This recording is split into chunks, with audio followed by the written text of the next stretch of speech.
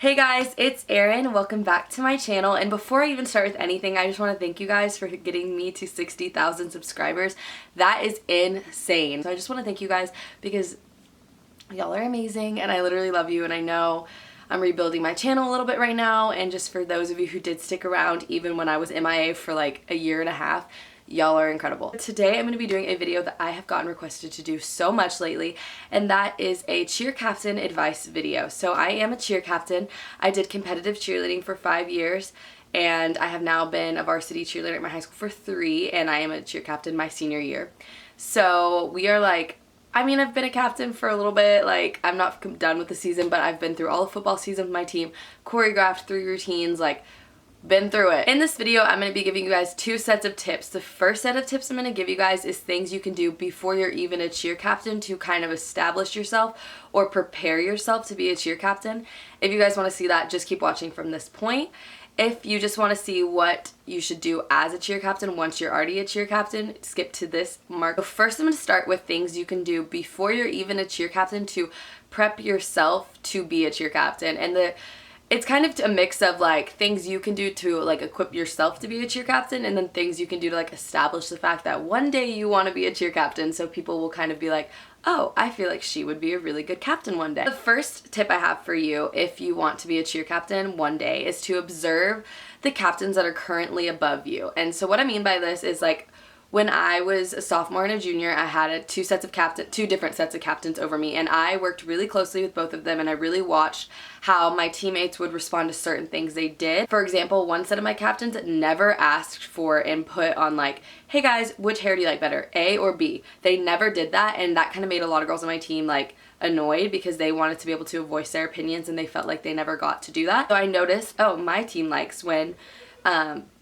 they get a chance to have options, or they get a chance to voice their opinion. And so that's something I've implemented a lot into my captaining now. Also, something you can do with this besides your team is just notice things that I really like the way that these sets of captains always are super prepared and have their routine choreographed way in advance. So when it's time to start practicing the new routine, we're like ready to go. Or I hate the way these captains never have our routine prepared and we're always feel like we're rushing and like hurrying just to get it together. If you watch like these little things, like the things you like and the things you don't like, you can kind of form like yourself and teach yourself how to like be the best captain you think you could be, or do the things that you think make a good captain, or the things that you think your team will respond to the best. Always lead by example. Before you're a captain, you can't always be a vocal leader. There's a time and a place for you to voice your leadership and everything, but you aren't the captain. Like, you don't always have the right to be like a huge vocal leader and like overrule the captain. Like, you kind of have to step back a little bit. If the captain tells you to do something, even if you don't really like it, just do it, because people will notice. Like, she always has a great attitude. She's always doing what she's told. She always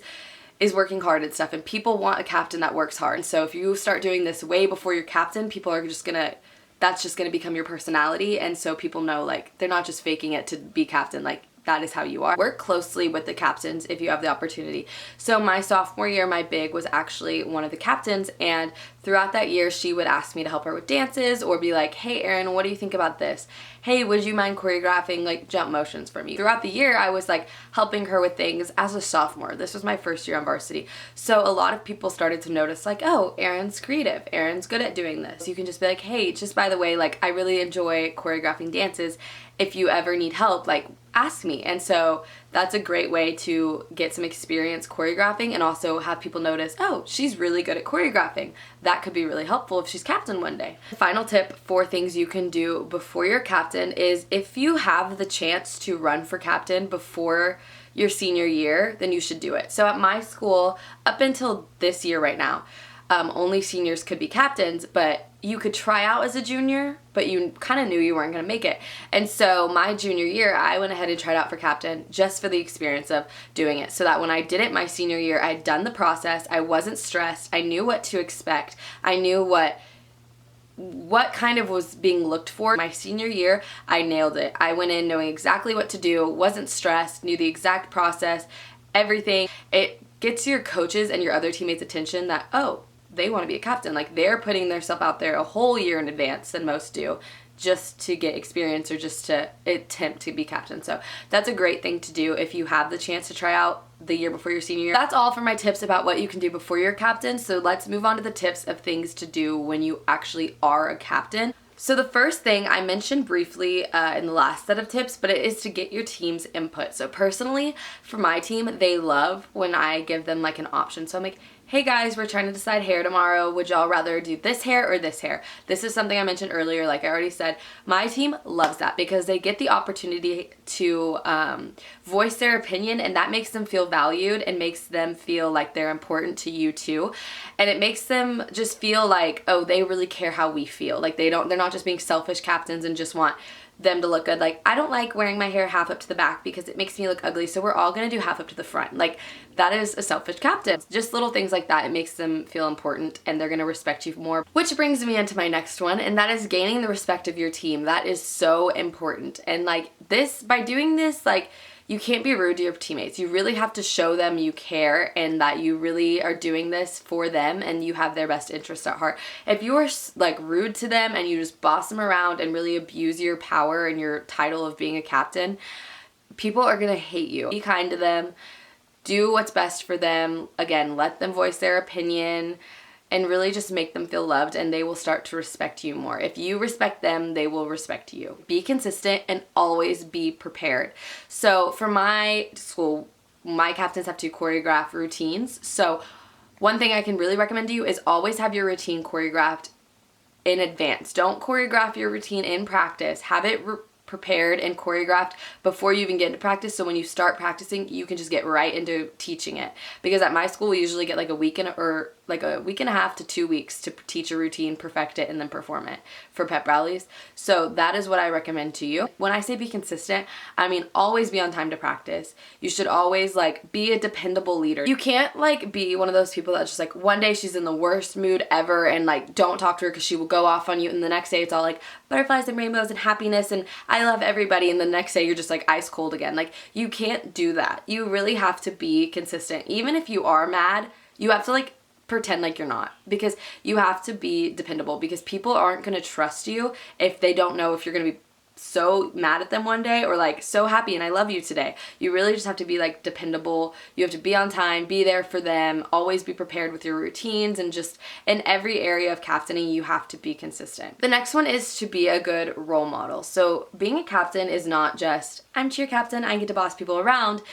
It's a lot of responsibility and it's a ton of hard work. You really sacrifice so much time to prepare routines and to perfect your program. Like in general, there's just a lot of things that go into being a captain, and one of them is you have to represent yourself well in and out of cheer, because so many people look at you, whether it's your freshman cheerleaders, your sophomore cheerleaders, junior cheerleaders, your coaches, people that aren't even in the cheer program, like parents that watch you because they know their daughter maybe in the cheer program looks up to you, or just like the football parents, oh, they know that that's the cheer captain. And if you're posting videos of you wasted all over your social media or at a party, like drunk, like people are going to get a really bad impression of you, and then they're going to get a really bad impression of your cheer program because you are such a prominent part of your cheer program. You are the varsity cheer captain. My next tip is really important to me. All these tips are important, but I think this one is really important too, and that is to fake it till you make it.